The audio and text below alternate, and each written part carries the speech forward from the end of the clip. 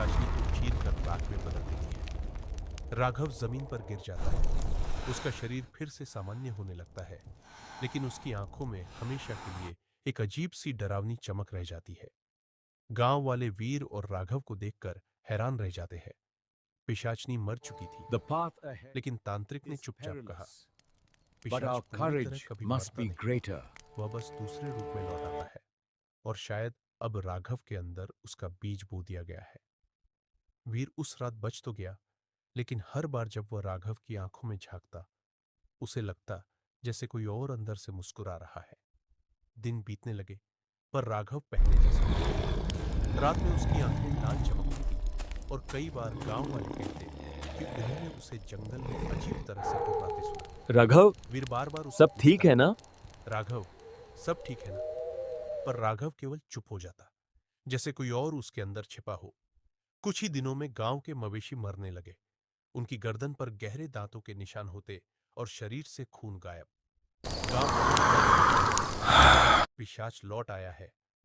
वीर को शक होने लगा कि ये सब राघव का ही काम है, लेकिन उसका मन मानने को तैयार नहीं था। उसे याद आया तांत्रिक के शब्द, पिशाच बीज बो देता है और फिर इंसान धीरे धीरे उसका रूप धारण कर लेता है। एक रात वीर ने चुपके से राघव का पीछा किया। राघव जंगल में गया और वहां जाकर जमीन खोदने लगा। कुछ देर बाद उसने मिट्टी से एक पुरानी काली किताब निकाली, जिसके पन्ने खून से सने थे। राघव ने उस किताब को खोलकर अजीब भाषा में मंत्र पढ़ना शुरू किया। हवा में अचानक ठंडक छा गई। पेड़ों पर बैठे पक्षी मरकर गिरने लगे और वीर ने देखा राघव के पीछे पिशाचनी की परछाई खड़ी थी, जैसे उसकी आत्मा अब उसी में बस गई हो। पिशाचनी की परछाई राघव से बोली, तू अब मेरा वारिस है, तेरे खून से मेरी जाति फिर जिंदा होगी। राघव की आंखें पूरी तरह लाल हो गई और उसके दांत लंबे होकर बाहर निकल आए। वीर कांपते हुए पीछे हट गया, लेकिन जमीन में पांव धंस गए। वह समझ चुका था कि उसका दोस्त अब इंसान नहीं रहा। वीर भागकर गांव लौटा और तांत्रिक को सब बताया। तांत्रिक बोला, अब केवल दो रास्ते हैं, या तो राघव को मारना होगा या उसकी आत्मा को उस किताब में कैद करना होगा, वरना पूरा गांव नष्ट हो जाएगा। वीर के दिल पर भारी बोझ आ गया।